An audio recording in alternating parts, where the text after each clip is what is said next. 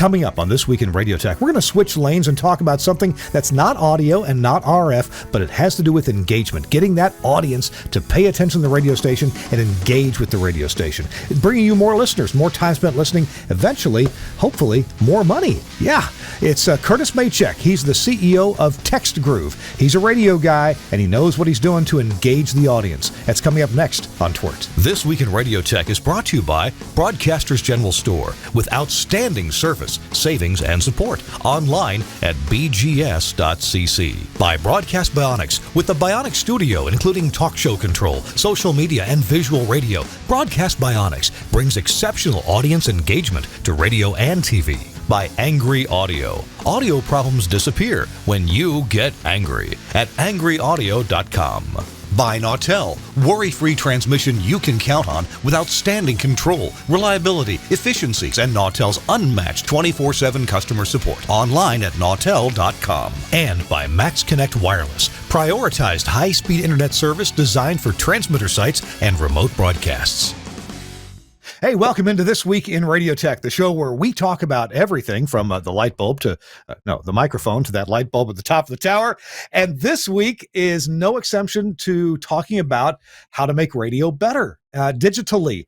And it may not be what you think, because we've got an expert on who's going to talk about something that engineers typically don't talk about. But I promise, if your station does this, you'll probably be tasked with setting it up, making sure it's right, and then you want to give your opinion on how well your station is doing it. Okay, that's enough. What I'll divulge now. Isn't the weather gorgeous across most of the U.S.? It's gorgeous. I hope my friends in Florida are okie dokie.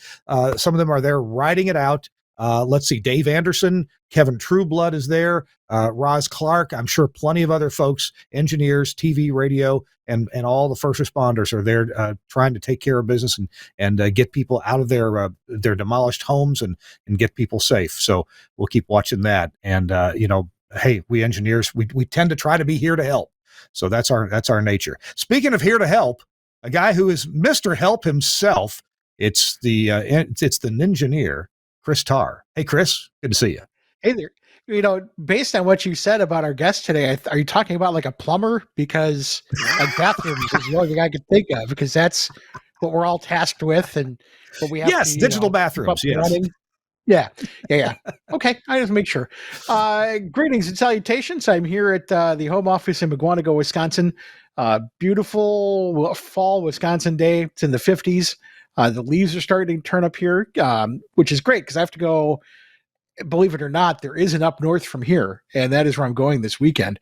And so I should be treated with some spectacular views with the trees and everything. Hopefully I'll be able to get some pictures and get them up on Facebook over the weekend as I do my adventures. But other than that, I'm glad to be here. And so far, hearing from, I heard from Kevin and Dave and our friends down in Florida, and they seem to be holding out okay, which is good to hear. It's always tough, and these guys, they know what they're doing and handling these things. So good on them. And Charlie Wooten's another guy. Yep. So best of luck to them. And I'm sure they're going to come out of this, helping keep their communities informed. Charlie Wooten's the kind of guy, he needed help during Michael, because that came right up his alley. I mean, tore down his STL tower and all kinds of stuff. And, but people like Charlie Wooten, they tend to be available to give help. I'm not assigning Charlie a task here, but, he's up in the Panhandle where where the hurricane isn't. And right. I just heard a few minutes ago that the hurricane was forming a second eye wall, and this is good. This indicates the falling apart of the hurricane. So it's been a Category 4. It's been decreasing with the eye wall. Looks to be now. It could regain strength once it gets back over the Atlantic Ocean. But as it travels up the Atlantic until it landfalls again, if it does, it's not as destructive because the winds are on the land is over on the side that I'm not trying to say this. The winds are less on the westerly side of a tornado in the northern hemisphere. So especially if it's traveling up the coast that way. Anyway, hello, Siri. Siri would like to correct you on that one. I was just thinking about your bathroom comment though. I will rue the day when toilets get IP addresses, because then we will be in charge of taking care of Well, I want one with SNMP so I can know exactly what's going on. it. S&M. A flush was encountered at 11:45, and that kind of thing. Oh, But I gosh. think it'd be great. Maybe have it set up to your remote control. A remote flush. You can make sure the toilet is flushed before you go. Before you go in. Flush it, walk into a clean bowl. There you go. That's right. Oh my gosh, what a great idea. Our guest is probably just the guy to invent that. You think? Our guest is CEO. He's CEO of Text Groove. That sounds like a company that might, incorporate texting in toilets. I don't know. Is Curtis Machek. Hey, Curtis, welcome in, Mr. CEO. Hey. It's good to see you. How's it going? Good to see you. It's been a while since we've connected on this platform here. Yeah, the last time you were here, we talked about some kind of cloud-based audio logging, didn't we? We did, yeah. I was working on a project called Broadcast Logger at that time, and I believe we had just won the NAB Best of Show, a couple Best of Show awards that year, and we had a very successful show, and that was goodness, probably about almost 6 years ago, I think. That was at a time, Curtis, when I must say I feel like such a Neanderthal now for saying this, but that was at a time when I first saw your product. I thought, wait a minute, we're going to use up internet bandwidth to send a stream 24/7 just to be recorded in the cloud when we could be recording it at our radio station? That seems like a waste of electrons. Doesn't that seem like, with gigabit connections everywhere now, doesn't that seem like a silly concern? Well, it's hilarious because I have a gigabit connection at home, and I host more at home than I do in the cloud now. So it's almost like the opposite. I've got a physical server as a hobbyist sitting in my garage that is hosting more than locally than I do up on cloud-based servers. Wow. Yeah. Well, we're going to talk about your latest venture, because you're so into radio and so into helping broadcasters to be successful, to increase their share, to increase awareness about them. We're going to talk about a technical idea that what merges technologies we're kind of familiar with, but making sure that we do it in some good ways. Hey, first, real quick, Chris and I are going to chat about Nautel.com. They do these Transmission Talk Tuesdays, but they're taking a little break from those in October, because in October we have a number of trade shows. So Jeff Welton is going to be at these trade shows. So I want to make sure you know about this resources page that they have, actually a resources tab at Nautel.com. If you mouse over the resources button, you'll see a whole list of things. And one of those things is videos. Nautel, like many manufacturers, Nautel's done a superlative job of producing videos to help you, the broadcast engineer. And Suncast is going to scroll through some of these video series on tips and tricks and HD radio and things like the what's that called with the adaptive carrier for AM? How you can save money with that? Oh, look, there's a TWiRT show right there with MCDL. Thank you. Philip Schmid and Alex Hartman were on one of our shows. Maintenance questions, pre-installation, just the repair process. Where's my manual? Stuff like this. And these are all video series. There's also white papers. Something else is pretty useful there. And Chris, you can mention about tools that are on the Nautel website. What tool do you like to use from their website, Chris? Oh, they've got a great RF toolbox, and they have this mapping tool that I use all the time. And it generates Longley Rice type of maps. Now, obviously, they're not scientific or FCC filing grade, but they're great for playing around with kind of what ifs. And for looking at theoretical issues. Like, for example, my coworker called and said, I'm having a hard time. I don't know why we can't get this one of our radio stations at my house. I was able to run the map and show that he lives in a valley, and the signal in that area around his house is not very good because of terrain issues. And these maps can do that. And what's great is you can create sites and save them. it remembers the under your account the sites that you've created. So I've created a bunch of our transmitter sites, and I can start adding things and moving things around, testing out STL links, all kinds of stuff. It is a fantastic free tool, pretty easy to use, and again, it's not it's not something that you want to use for factual, take it to the bank kind of coverage things, but it's great for just really simple scratch pad. What if I did this? What could I expect kind of thing. Yeah. Wow. Okay. And that's free. You do need to sign up for an account at nautel.com to get into that section, if I'm not mistaken. But the tools are there. Links to the videos are there. Manuals, of course. White papers. So lots of good information at nautel.com. Thanks a lot, Nautel, for sponsoring This Week in Radio Tech. All right. Kirk Harnack, Chris Tarr, and Curtis Machek is our guest today. Curtis, okay. Elevator speech time. Tell us about what in the world are you doing now after your success with the broadcast logger in the cloud, which I thought was crazy, but of course it was genius. Thank God I'm not in charge of genius. What are you working on now these days? Well, I a few years ago I put together a program called TextGroove, and we are essentially on a base level, we're a messaging provider for radio stations, but our software solutions have got a ton of different things built in for broadcasters to increase their engagement, to do contests, unique and innovative contests and promotions and things like that, all through their texting or through texting using SMS messaging, basically, which is funny because it's kind of new ways of using a very old technology. Texting, of course, started in the like late 80s, early 90s when it was first invented.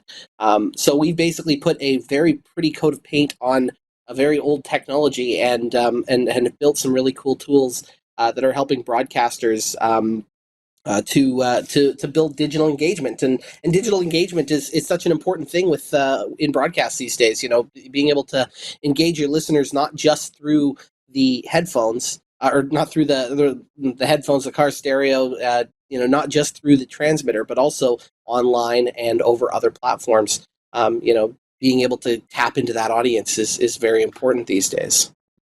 I'm sure we'll get into the not AI, but we'll get into the right way to use this, because I've obviously I got a phone. Sometimes I'm at a retailer and I'll sign up for some discount program they have, or a one-time discount, or I'll be alerted to specials if I sign up for their texting. That's what they want. They want my phone number and my permission to receive texts. And Chris, let's you and I talk about the good and the bad side of this. Then we'll let Curtis address, yes, and here's how you do it right. I signed up for there's a shop here in Nashville. Actually, they're kind of regional. They hand make soap, right? Bars of soap in their shop, and they may have all these different flavors and scents and colors. And I love the stuff. I mean, I'm not a fancy bathroom kind of guy, but man, they have these soaps that are really nice and smell good. And I just feel like I'm getting real clean, and adds just a little bit of pizzazz to the shower, And so they had a sign up sheet. Hey, if you sign up for our texting, then we'll tell you about discounts. Well, they started out sending me, I don't know, about one a week or every other week. And I would get reminded, oh yeah, I should go there next time I need some soap.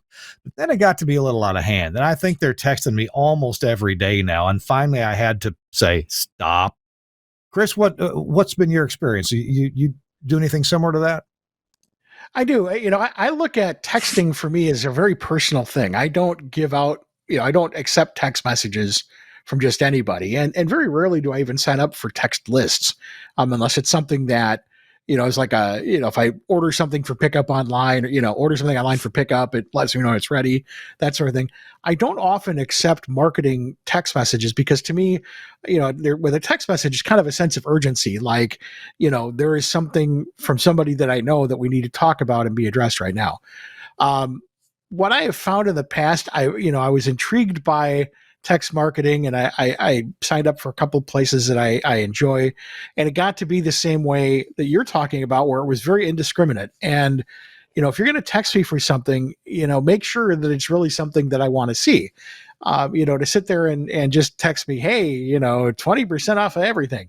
big deal. That, that can be an email or something. But if you know that, I really like beef jerky, go, hey, 20% off beef jerky today. I'm all in for that. But I think we're so inundated with messages now that, especially with something private like a text message, very personal, that you really have to be careful to be very selective about the messages. Well, I would agree with that. And I'm sure that Curtis, who's now in this business of engagement, and at least some of that via text messages, Curtis, maybe you can address some of what we just said and some more intelligence that would go behind a broadcaster using SMS text technology. Well, what I thought was really interesting was something you said, Chris, with you said it's a very personal thing to you, texting. It's something that you do with your friends, and a relationship between a broadcaster on air and a listener is that of a friendly relationship. When you think about how a listener interacts with a broadcaster, typically it is on social media and in their car. And usually if they're in their car, they're talking the broadcaster's mentality is that broadcaster is talking one-on-one to that person. So you've got a person that is essentially very connected personally to that broadcaster. That's kind of what we thought about when we started working in texting. And I was working in broadcast at the time. I was working in radio, doing engineering, doing promotions. I was kind of the jack of all trades because we're based here in Victoria, BC, which is not a big city. It's about 400,000 people. And when you work in radio in a city of about 400,000, you often wear many hats. So I was kind of working in all these different things. And I was like, there's got to be a good way to use text to engage our audience. And when I built it, I was like, we want to do this the friendly way. We want to have a conversation with the audience. We want to make sure that the audience is getting replies to all the text. So we don't want it to necessarily be a blast message out that everyone gets, but we want that audience member to be able to interact with us individually as broadcasters and get replies. So that's kind of where broadcasters can utilize texting really well, is in that one-to-one connection that is personal, because a radio station's phone doesn't ring that often anymore, especially in music radio. It's very difficult to get the phones ringing, and that's not necessarily because people don't want to call and talk to the radio station. It's because that's not how friends communicate anymore. If you want to talk to your friend, if I was wanting to connect with a buddy and ask him if he wants to go out for dinner on Friday or for drinks after work, I'm not going to give him a call. I'm going to text him. And that relationship, building that relationship between a broadcaster and an audience is really powerful, and a great way for that station to connect with the audience, if that makes sense. Yeah. And I got to believe you Curtis, you're in this business of connecting people, and texting certainly is the way, or the primary way that you do that. If you would, and we can go into more depth as the show goes on, but I really want to try to understand some best practices in this endeavor. I'm part owner of 14 radio stations, and frankly, I don't want to hear from any of them because it's always a problem when they call me.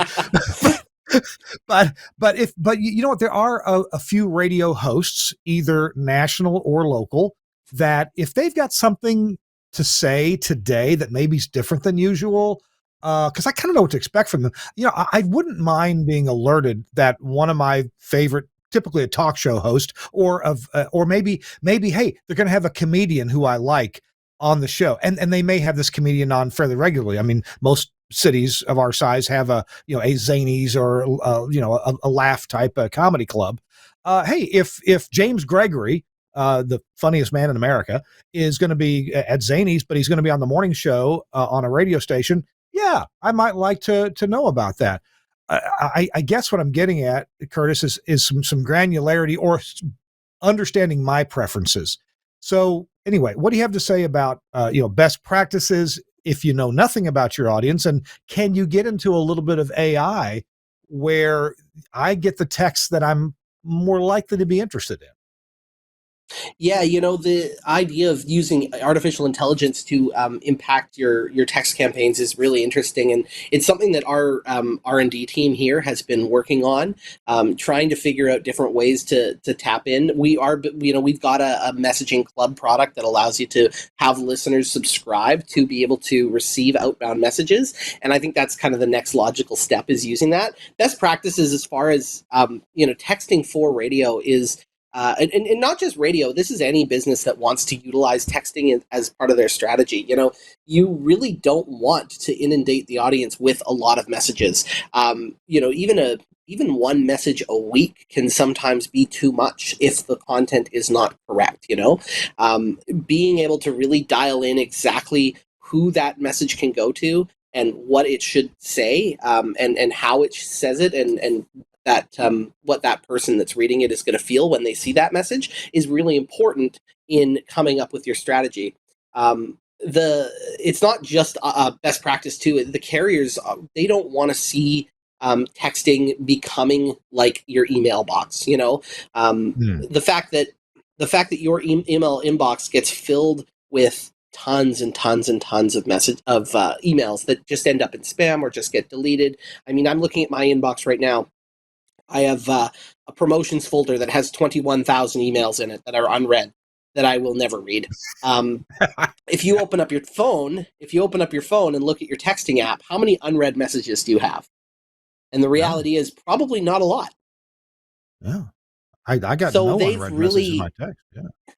Exactly. And the carriers want to keep it that way. They want to make sure that you're getting 100% open rate, 100% read rate on text. So when we're approving campaigns and working with the AT&T and T-Mobile and Verizon to make sure that campaigns are correct, you have to be really careful to not be that spammer that is constantly going out, because that's a quick way to get stopped out, where if listener stopped out is what we say, where a listener replies stop and you have to cease all texting.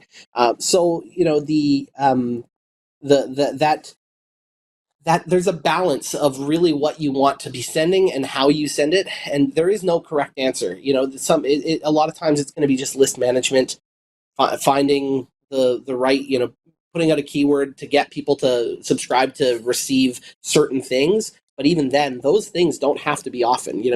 Sometimes it's pre-sale codes for concerts. That could be once every 3 or 4 weeks, and that's appropriate. That's not going to drive the listener crazy. That's information that they want to hear. It's something that benefits them. That is a great text campaign.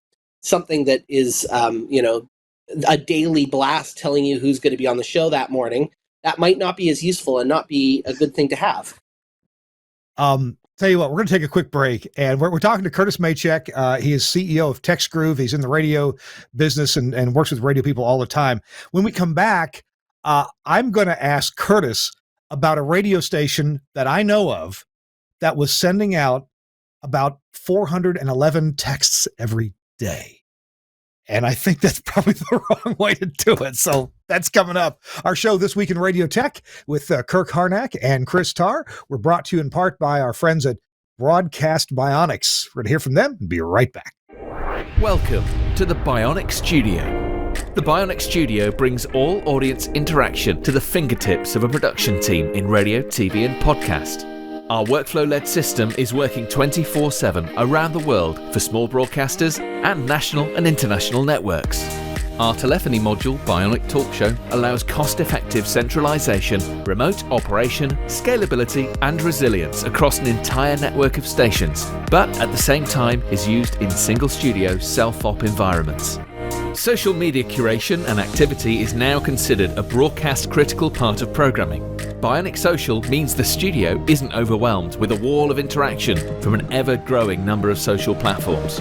We combine SMS, MMS, and email together with a speech-to-text service for listeners using smart speakers. We enable studio teams to curate, filter, and display all platforms in one place, and post text, images, and video content to multiple platforms in one operation.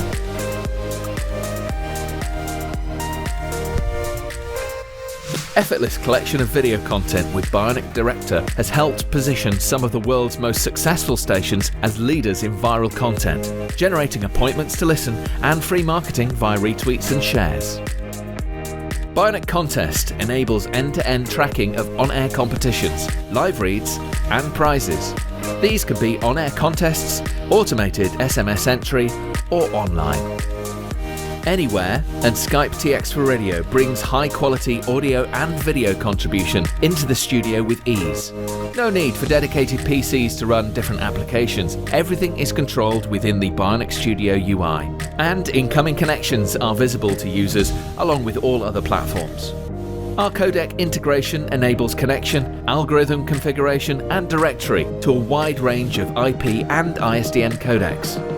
The Bionic Studio, a unique suite of products designed to enable your talent to work smarter.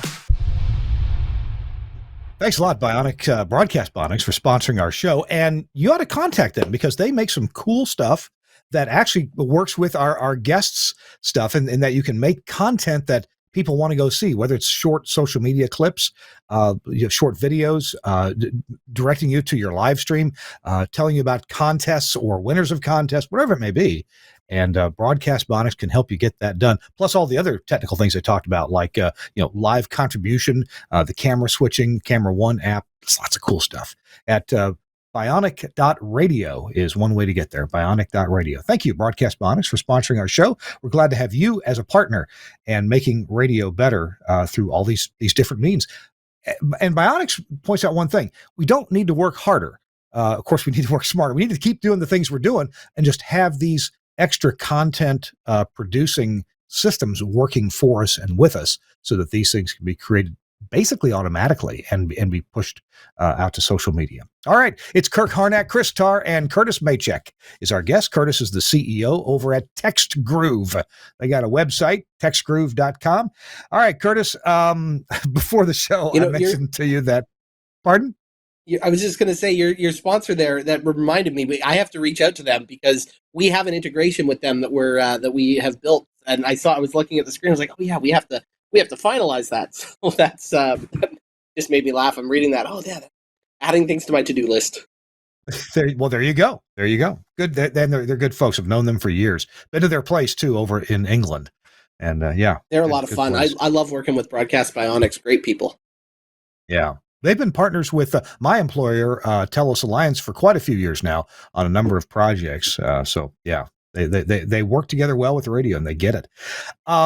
So yeah, a few years ago, Curtis. I think I've got my story straight here. A few years ago, our little stations, the ones in Greenville, Mississippi, we had a general manager who's just excited about social media and getting things integrated, and he was a little overboard, and somehow he came up with a plan that if you would text us and join in our music club for one of our stations, I think it's WIQQ, we call it Q102, we would text you what song was playing, and we would do that about every 3.5 minutes, 24 hours a day. And I'm thinking, this is not. I signed up for it, and I started getting texts. I thought, whoa, no, this is not what we want to do. There are about 400. If you take a 3.5 minute song, and I know songs are maybe longer than that nowadays, but there's 411. Shorter than that. Quite a bit shorter. Yeah. Oh, they're shorter?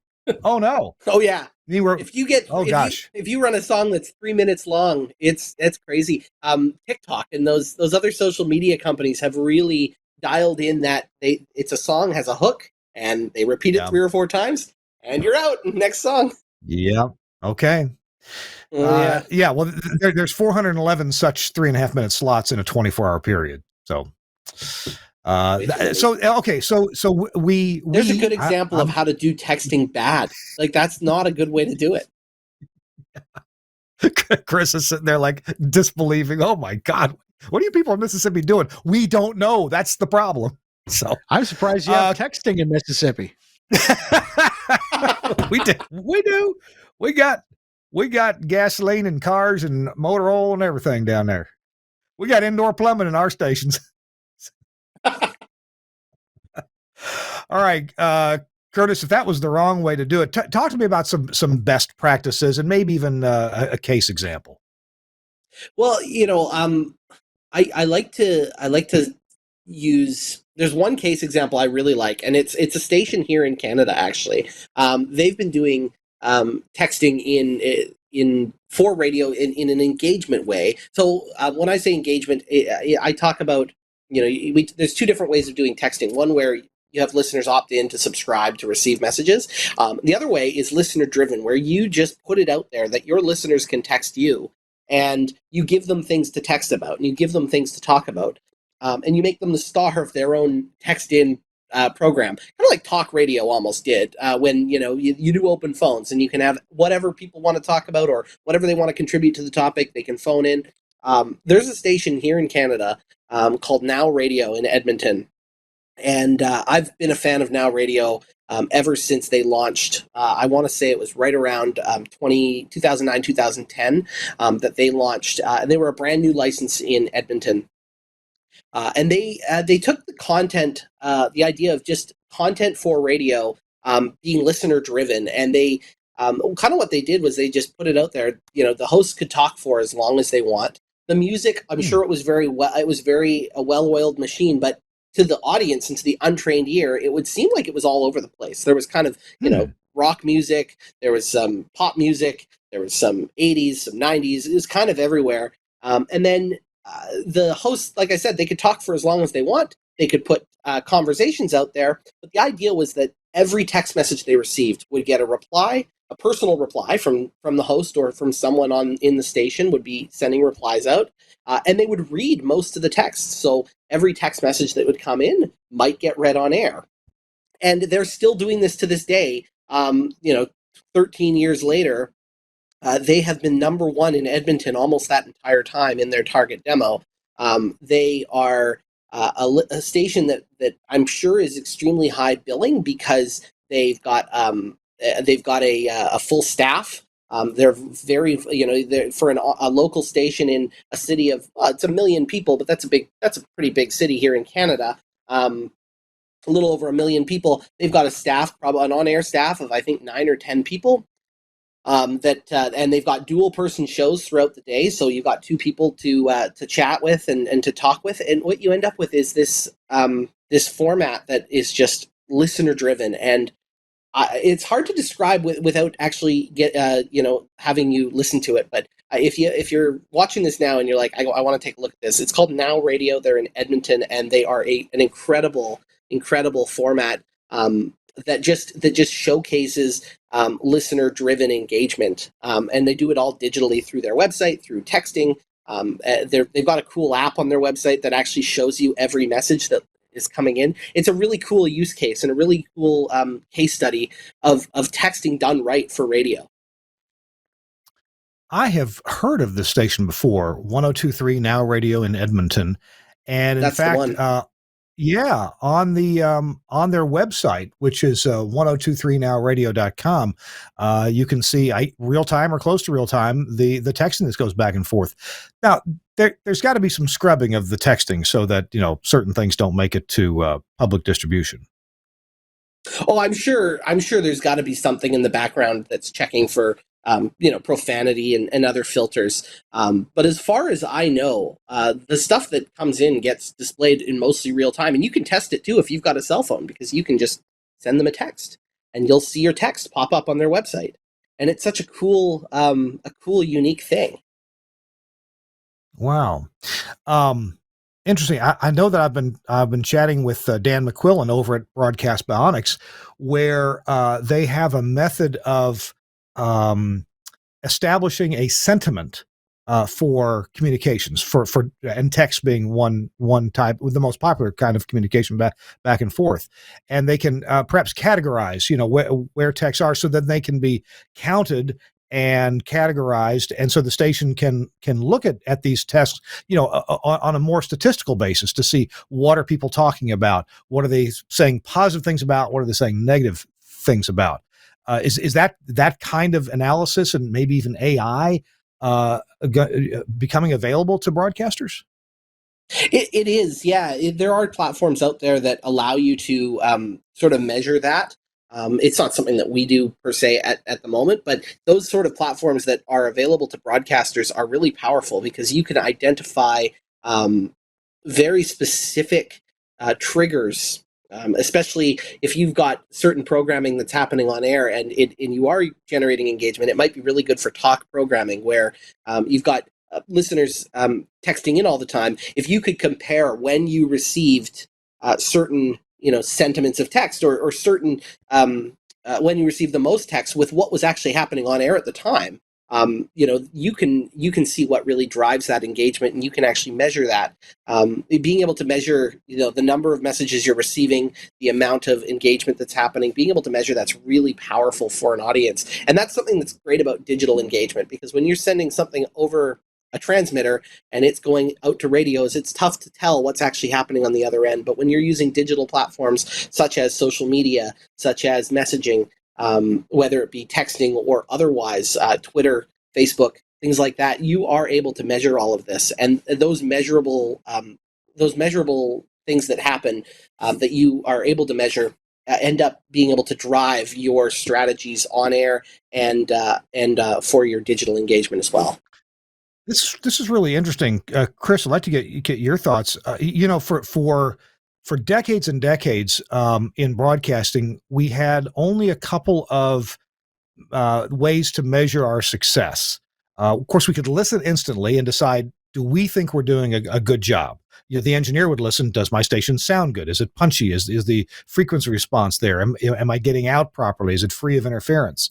A program director would listen and would think that was a good break by the disc jockey, or that was not so good. I need to call him in and we need to talk about the next time he does this kind of contest or break. And then there was the ratings, which now are quicker, but in years past it's been diary based, so it takes a while to get the answers back. Are you doing a good job, or are you not doing a good job? So it was a lot of gut, and we were broadcasting. We were casting our best efforts out into the ether. For people to hear, and we'd only get the kind of feedback that I mentioned. Chris, you've experienced that. Compare that with how things are now, or how they could be, with quicker feedback from the audience. Well, first of all, you got to remember, with ratings, they're not how you're doing; they're how you did. You always get the ratings after the fact, and you don't really know at this moment what you're doing. I think the inherent issue right now with social media and text platforms is you've got the management who says, "Ooh, we need to do a Facebook," and they get into this, and I remember seeing email or mandates like everything has to have a picture with it, because then we get on the timeline quicker, and it's especially texting and things like that. It becomes a throwaway, because it's, well, how many texts can we get to monetize this? So they're not really wanting to truly engage people. They just want the numbers. And what we were just talking about before with Now Radio, I think that is the stations that get it, the people that get it, are doing those sorts of things. It's not a numbers game, it's a relationship game. And once the relationships start, the numbers will come. But so many times it's text to enter our contest. Well, that's not really engaging anybody. That's doing a contest. Same thing with talk shows or morning shows that say, well, what do you think? Text us at blah, blah, blah, blah, blah. And then they move on. They don't actually talk about what was texted or anything else. It's just kind of a throwaway to get those numbers, to say, hey, look at all the numbers we have. It's just like with Facebook posts. Look at all the engagement we have. But it's really kind of fake engagement, because you're gaming the system. And, okay, so you posted a cute dog picture. Yeah, you're going to get engagement. Well, what does that have to do with your relationship with your listeners? Because what's happening is this stuff, if it goes viral, it spreads all over the country to people who don't listen to your radio station and really don't even pay attention to where that content came from. It just is passed on and on and on. So, long story short, it's great in terms of kind of a relationship builder. I don't know that I would use it directly to say how we're doing, because it's easy enough to game that and make those numbers tell a story that isn't really there. So it's kind of my 2 cents on that. Well, you've been talking about. Oh, sorry. Go ahead, Kirk. No, I was going to dovetail right back over to you. Chris mentioned the word engagement a couple times, and there may be a couple different meanings of the word engagement. So, Curtis, go ahead and complete your thought, and then let's talk for a minute about what are some of the rules of engagement. Obviously, tweeting out the name of every song you're playing all day long isn't, is a no rule. Maybe you could give us some other, basic rules. But go ahead and finish your thought. Well, I was going to just say, with regards to, texting and doing it right, and that which then drives the numbers, is what you sort of said there, Chris. That's absolutely correct. A radio station that just goes and asks people to text in and never actually does anything with those texts, it might not necessarily end up being, seeing the results of that. It's one thing to have that, good response, or that number that you can have a bunch of people texting in for a great prize, and that's great.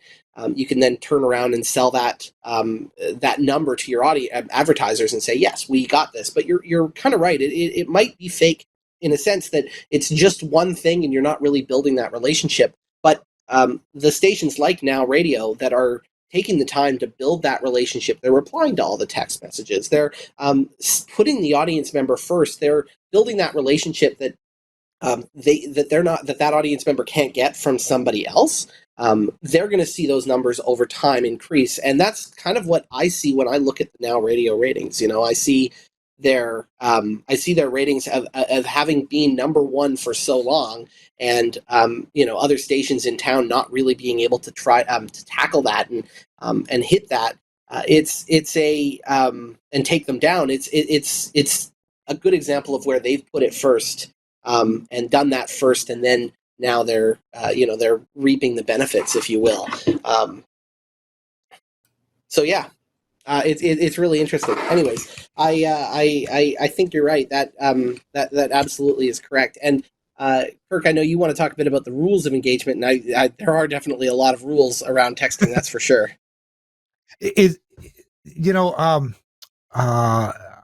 I know that different companies hire social media directors, and I don't know how I don't know how you vet somebody like that, because I guess the point I'm getting at is that I've seen companies hire a social media director and they start putting out the most ridiculous social media stuff that they think is engaging, and I know, no, you're not talking to your audience. This is not interesting to your audience.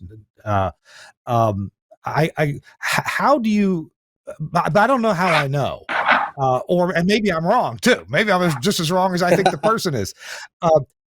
Maybe what are some of the golden rules for what you post, no matter where it may be, to that your audience will go, yeah, okay, they're not selling me something directly. I mean, it's not a pitch. It's something I'm interested in that I'm going to look at and find out about. How do you get into that target zone and maybe even the sweet spot?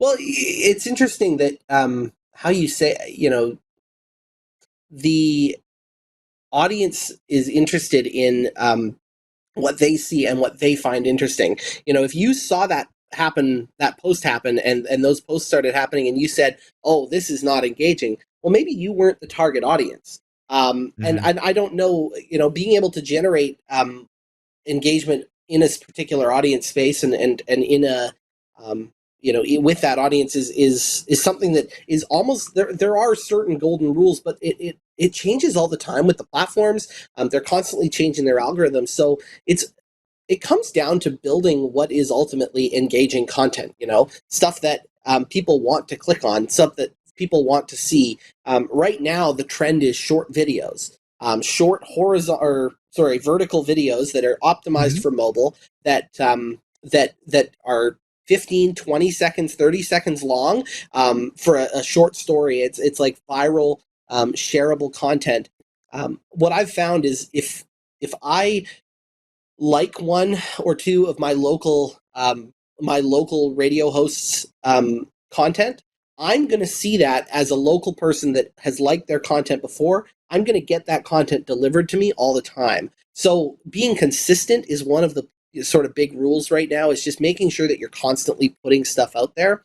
And making sure you do it, keep it to a schedule. So if you're doing a short little video every day, you have to keep at it every day, because the algorithm, for me, if I like something and I've seen something pop up on my social media and I've liked it and engaged with it, their algorithm is going to show me another one of those from the same person. So being able to identify what your audience wants, utilize the platform's algorithms to your own personal gain, and then just be consistent with it is kind of the key to success with digital engagement these days, especially on social media. Well, I think, one of the struggles we have in radio is that, we hire these social managers, and it's all about gaming the algorithm. And, you need to be aware of that, and you need to know how it works. But on the other hand, if you have good content, the rest of it isn't going to matter, because that means that you're working with the algorithm by having that content. A great example of how ridiculous it can get is there was a station that had the cutest pet contest, which of course, is on Facebook. What do you know? You get a lot of people engaging with that, posting pictures of their animals and lots of likes and everything else, but they don't come back. After that contest is over, that's it. So anytime their social media started to slow down, they would literally do a cutest pet contest to keep that going. And it's like, well, if you just had something interesting on there, it would take care of itself. Speaking of the videos, I saw something today just in my timeline from the Woody Show, and we carry the Woody Show on a couple of our stations, but I don't follow them or anything. But it was, again, it got passed around, and there's their watermark on there. And so obviously that was something that naturally got shared. And instead of trying to force the algorithm, it was something they were talking about on the air, and they posted it. And that's where I think a lot of social media managers kind of fall short is, they spend so much time figuring out how to beat the algorithms that they forget that just, work on some content, work on producing something that people want to interact with, instead of going, okay, let's find something that we know. Oh, cute pets, people like those, but it has nothing to do with what you're doing on the air. Yeah. There's a station I listen to in Seattle sometime, and their morning show is called Moog and Angie.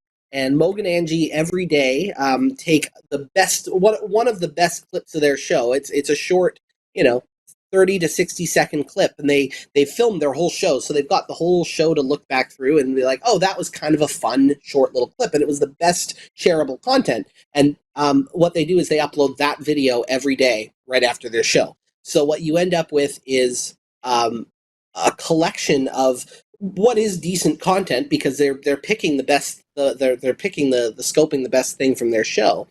They're putting that online, and what ended up happening was I got it shared through. One of them went viral, and it came through to me, and I liked it. But the algorithm then worked in their favor after that. So it's a bit of a combination of both to really dial it in. If you build that good quality content that's shareable, that people want to see, you're going to end up with those initial clicks.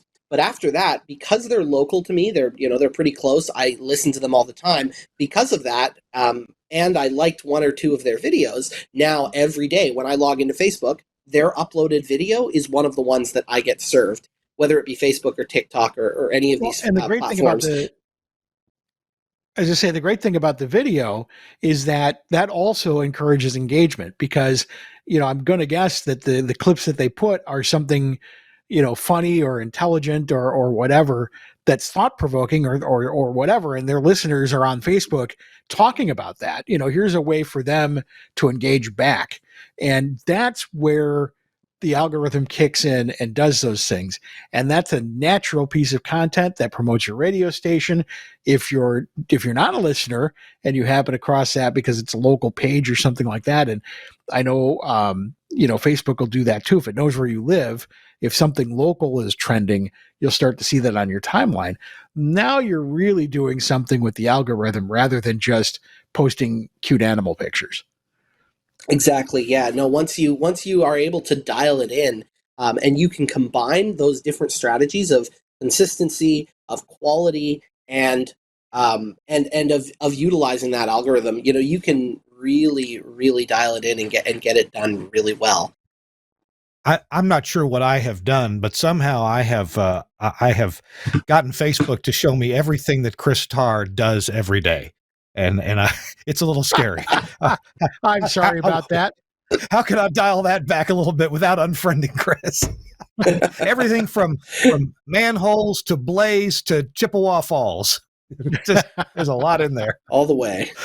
All right. Hey, we got to take a quick break and hear from a couple of really cool broadcast people. One of those is Angry Audio. And with me here on the show is a fellow named Chris Tarr, who is now the new unofficial, sorry, not sorry, the spokesperson for Angry Audio. Chris, what can you tell us about Angry Audio today? He's really smart.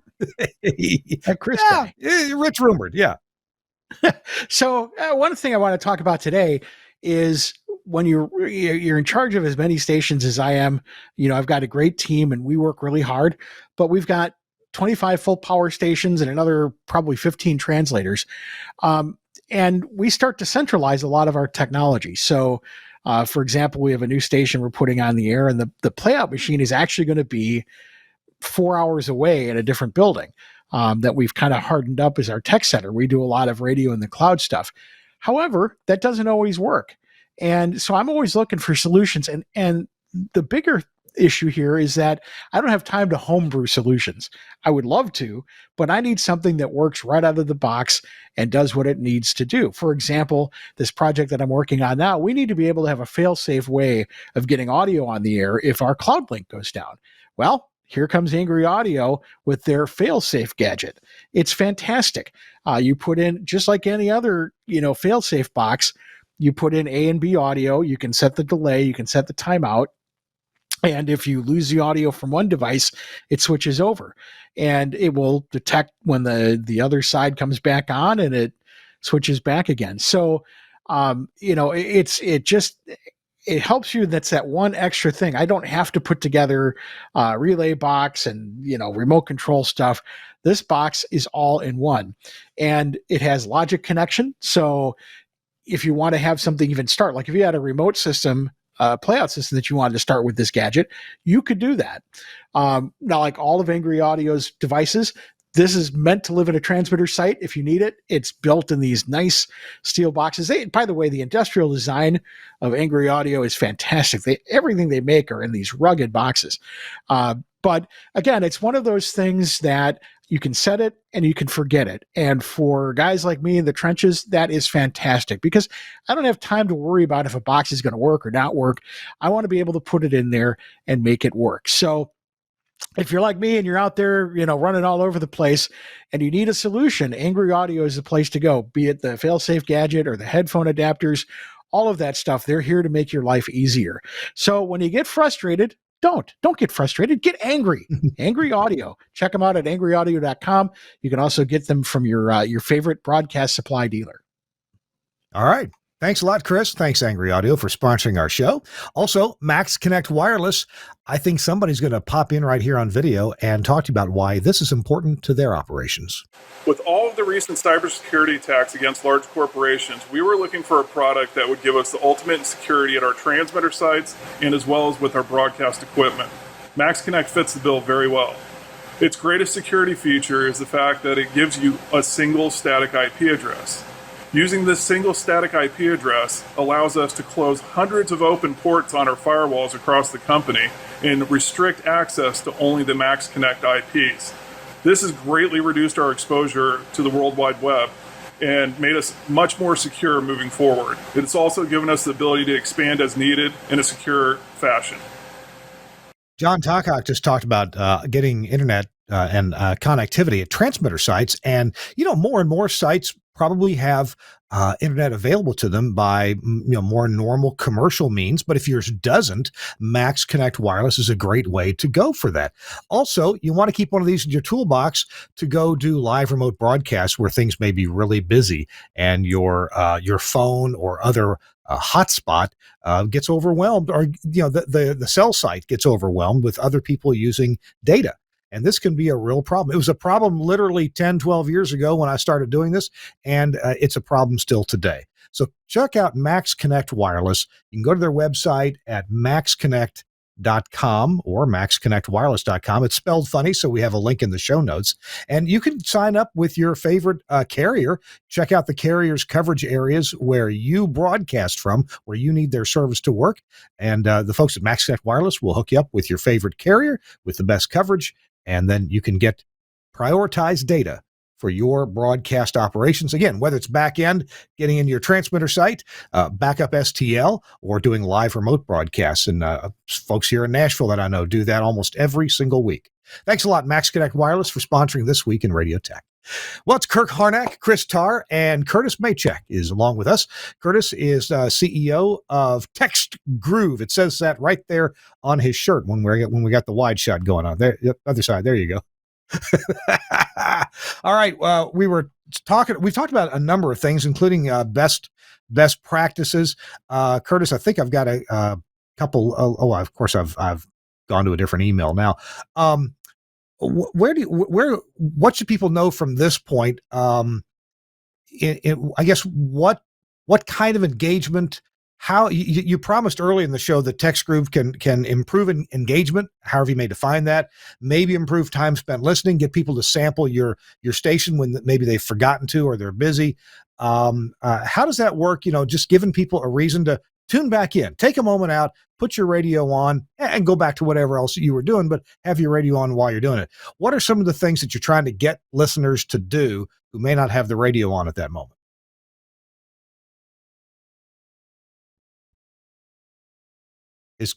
Curtis, you're muted, buddy. Sorry about that.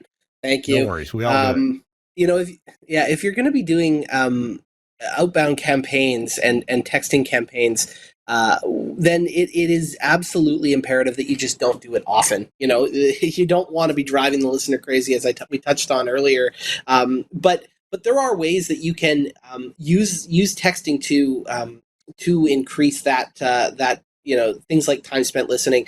I always bring it back to trying to build a relationship with the audience and do it the right way, rather than just doing that one hit of trying to get people to text in. If you are able to build that relationship with the audience individually and increase that over time, you're going to increase your time spent listening, because people want to be engaged with their friends. They want to be the radio station being their friend. They want that to spend that time with you. They want to be a part of that station, and that's why it works so well when you do it right. When you take the time to make sure that everyone's getting a reply to your messages, when you make sure that everyone's feeling heard, when you showcase that content that you're generating on the air, and make the listener the star. That is, that's really ultimately it works to the listener's ego. They want to experience that, and because of that, they're going to spend more time listening to the station, if that makes sense. Mm-hmm. Mm-hmm. One thing we talked about, and what I've seen in the small markets where my radio stations are, is we've had a salesperson or two leave our station sales staff and go to work for a company that sells text advertising, right? And Mm-hmm. we were sad to lose that salesperson, but it sure had us thinking, I wonder if we should sell that, because we at the radio station, we actually know about good advertising. We understand good advertising campaigns. Not that every advertiser lets us do that. Some advertisers still want us to mention their phone number 3 times, even though it's a restaurant. No. Oh my gosh. Why waste? We got fresh biscuits on Tuesday, but Thursdays we're closed at noon because Madeline goes and has her dialysis. Mom and pop. There's a writer in town here. I'm pretty sure most of the local businesses, they all have friendly and knowledgeable staff. Every single one of them. All one of them. And fall is around the corner. So visit the friendly folk and check them out online at www.ourwebsitehere.com. Yeah, and follow them on Facebook and Instagram. And the fall is just around the corner ad will still be running in late November. Yeah, probably. Right. It's that time of year again. It's that time of year. Oh my gosh. You're hitting them all, Chris. It's funny. we have folks that that actually use TextGroove and are actually selling it to their local clients to increase their own station's revenue because they're just kind of doing a reseller thing. Because there's features within TextGroove that are great for radio, but also great for other companies and local clients. So, we've got broadcasters here in Canada that the sales teams have heard about this and said, how can we use this? How can we use this to benefit our own clients? So the example I like to give is one of the stations resold our system to a food truck. And what they did was they allowed their listeners to, not their listeners per se, but the food truck customers to text in a word to subscribe to receive messages from the food truck. And what they do is once or twice a week, they will send out a text with just their location, where we're going to be set up. And they do it throughout the food truck season, which is basically, May through end of September. April, May through end of September. And just through the food truck season, they send out text messages to the subscriber list. That's really useful to those subscribers because those subscribers aren't going to subscribe unless they're big fans of that food truck. And if I know that food truck is going to be set up a couple blocks away here, I'm going to walk over there for lunch that day. And if I get that message that morning saying they're going to be there, I'm going to know that they're going to be there. It's a really good way for them to market it.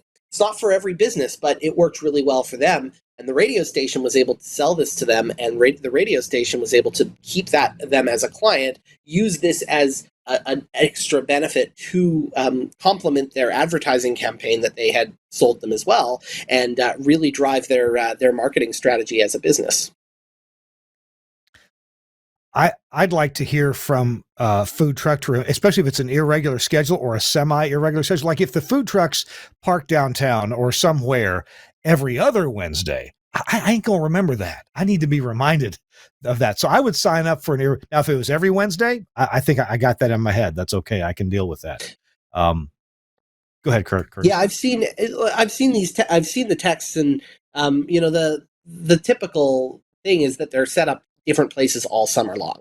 So it's a really good way to get that message out, in addition to social media, in addition to other ways for that client to get that message out. So what ended up happening was you ended up with a really good platform that was able to be sold to the food truck by the radio station, and that radio station could keep that revenue and keep it in-house and then bolster it as well. So you ended up with they ended up with a really good way to sort of increase revenues across the board, and then also utilizing the platform themselves to build that audience out and build their audience and make it larger. So there's so many different ways, and digital engagement just these days is so important with radio in any way, using these platforms, because and not just ours. I'm talking about social media. I'm talking about other digital engagements. Tie it in with your email marketing campaigns. If you can tie everything together and you really flush out your strategy, you're going to beat the guys that aren't doing that. So, on the one hand, it sounds it could be complicated. There's plenty of places for people to make mistakes, but I guess, is that part of what TextGroove does? Can you guys help people to do it right instead of letting them fail? Yeah, we do. And something that we've always wanted we want anyone that uses our platform to make sure that they're getting the most out of everything. So what we always offer is support for anyone who's on platform that needs to know about best practices. We're happy to schedule phone calls with our clients, and we do on a regular basis have kind of phone calls to just go over their strategy and talk about what they're doing, because if we can help them, that's good for them, that's good for us. It's a two-way street. So that's why I've always taken that approach with any of my businesses that I've worked on. Well, I do know that, I've said at the top of the show, I've signed up for things and then gotten plenty of reminders for, no, I don't need more soap today. The last time I was there, I bought $60 worth of soap. I'm covered for a while. Yeah. And it might be interesting. I bought a lot from this retailer. Maybe they think I'm going to be in real often to buy a lot, but no, I'm not. talk to me a little bit about rules. I noticed that from retailers, I do get, reply stop to stop these messages. I take it that must be required by law. Yeah, so in both countries, Canada and the U.S., you legally have to stop all messaging if you receive the word "stop" back from the end user.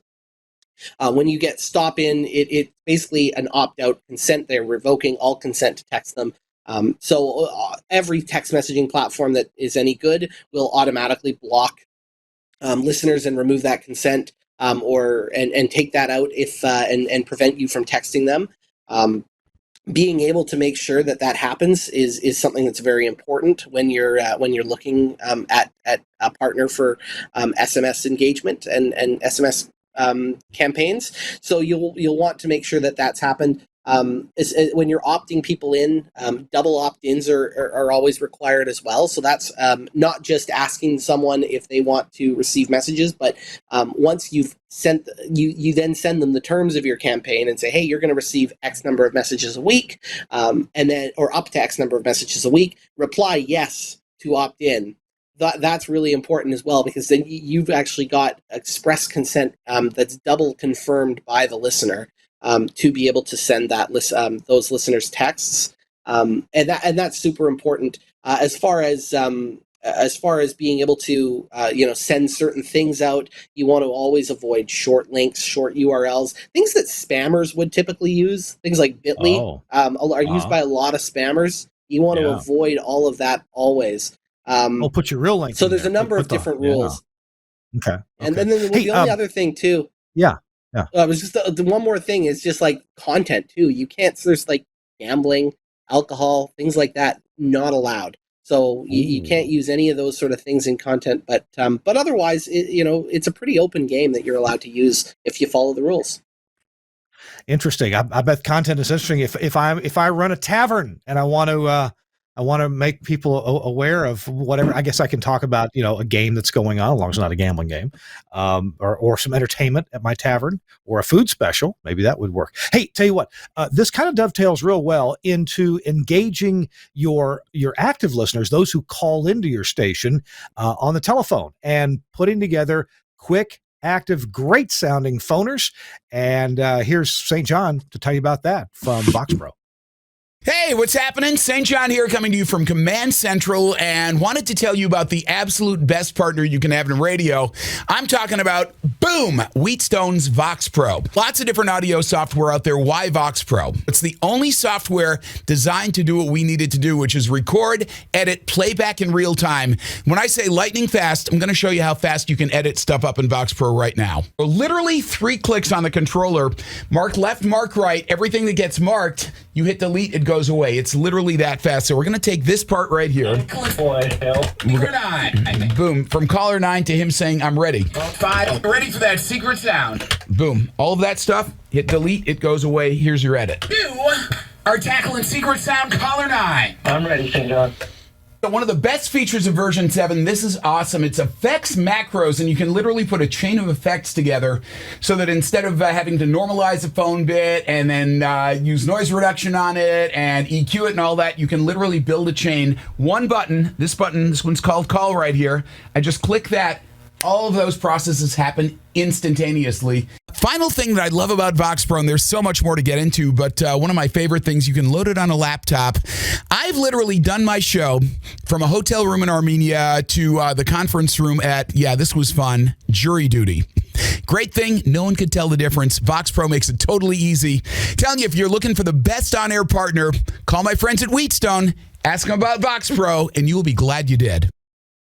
Actually, contact Broadcasters General Store. They have VoxPro available for you at bgs.cc, or the best way is to give them a call.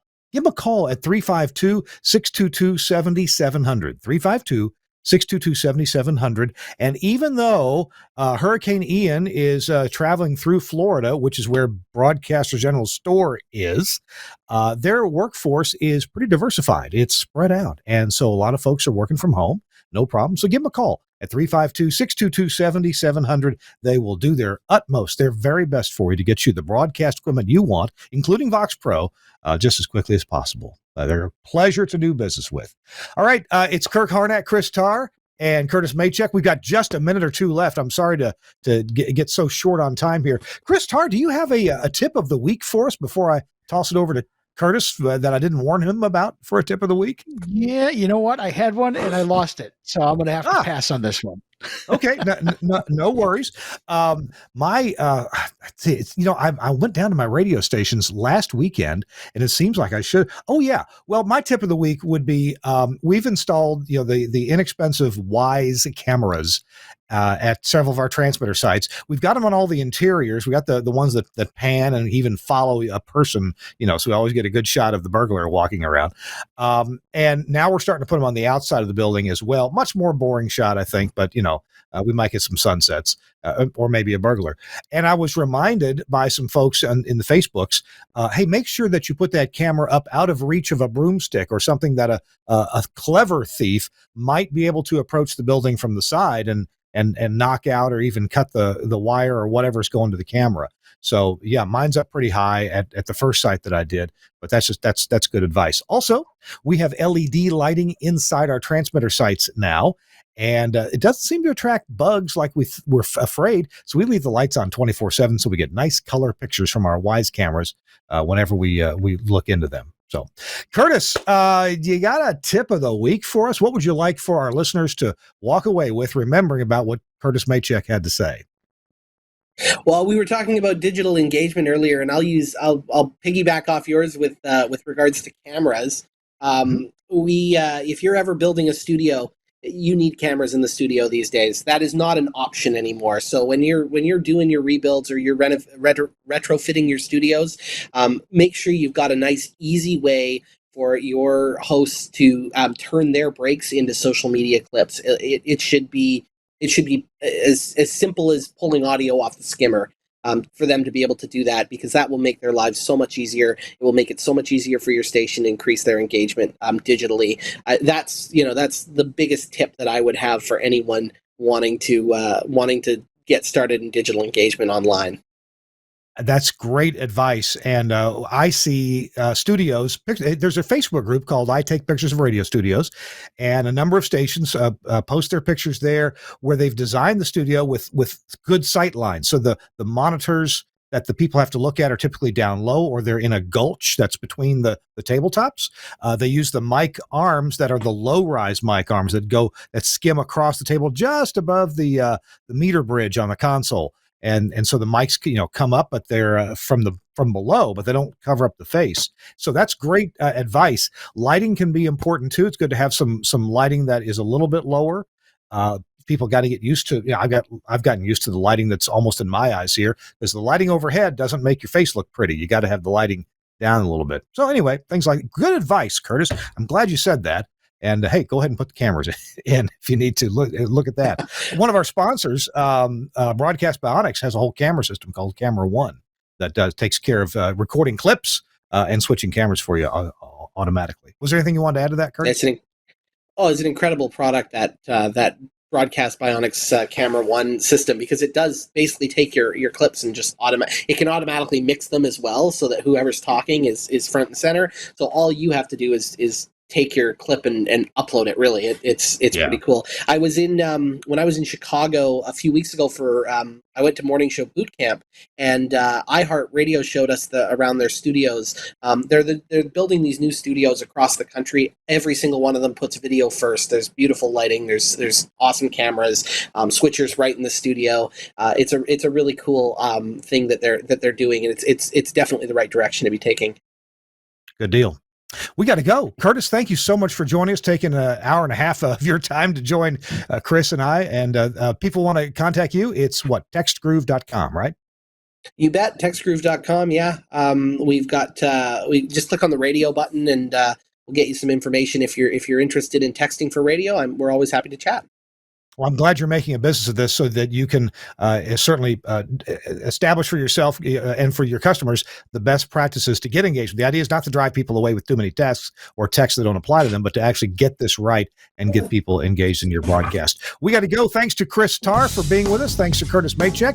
And thanks to Suncast, our producer. We'll see you next week on This Week in Radio Tech. Bye-bye.